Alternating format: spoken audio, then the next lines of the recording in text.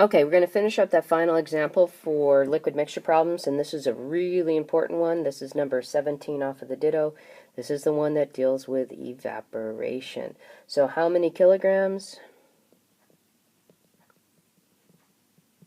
of water must be evaporated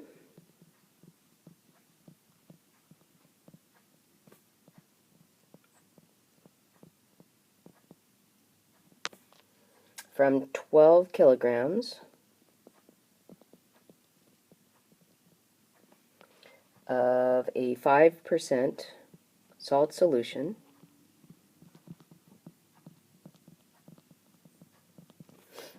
to produce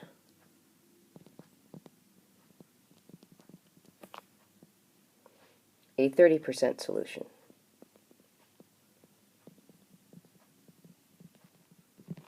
Okay, so we've got original solution, we've got water, and we have final solution.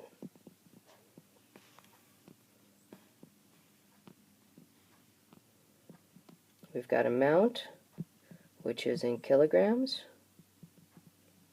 We've got percent of salt, and then we've got total. So just a little brief logic. There's two ways to increase the concentration of a substance in a solution, because remember, solution just means you have a substance that's mixed with water. So you've got 5% is salt, 95% is water. That's basically what the solution means. So the two ways to increase that concentration of salt in a solution is A, add salt, or B, evaporate water out. When we deal with this idea of evaporating, what we're doing is we're taking away water from the solution. So in a scientific situation, what you do is you would boil that water, and the steam would evaporate with the vapor of the water, and it would reduce the amount of water in your solution. Okay, so that's really what this is all about.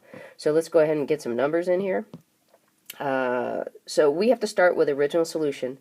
That's the guy, 12 kilograms, 5%, which changes into 0.05. And the total would be 0.05 times 12. Now water, we don't know how much we're going to evaporate, and water is 0% salt. So we get 0x, or 0. And then here comes the interesting one. When we put in the total amount, we're not going to have 12 kilograms and then adding to it. We're taking away from it. So the total, or the amount in the final solution, is going to be 12 minus whatever that amount of water is that we evaporate. Now that's going to end up giving us 30%, or 0.3. So we get 0.3 times the quantity, 12 minus x. So we're going to take our equation from here, and we get 0.505 times 12. Take away, so there's another takeaway, 0 equals 0.3 times the quantity, 12 minus x. So let me do something just to show you how important this guy is. Let's put him in red.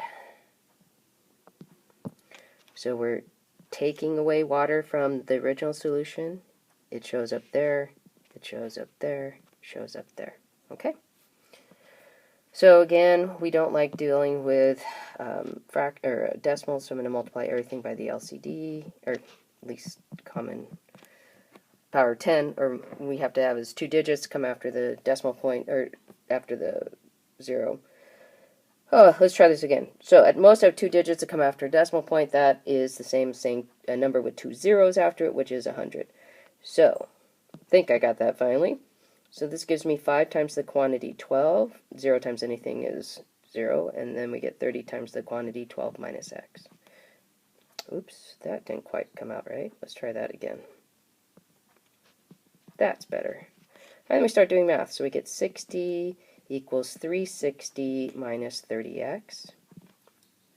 I'm going to subtract 360 from both sides. I'm going to use symmetric property. Negative 30x equals negative 300. Divide both sides by negative 30, and we get x equals a positive 10. So we would take 10 kilograms of water out of this solution in order to up the concentration to 30%. That's pretty amazing. That only leaves 2 liters, or 2 kilograms left of the solution. All right, there you go. Good luck.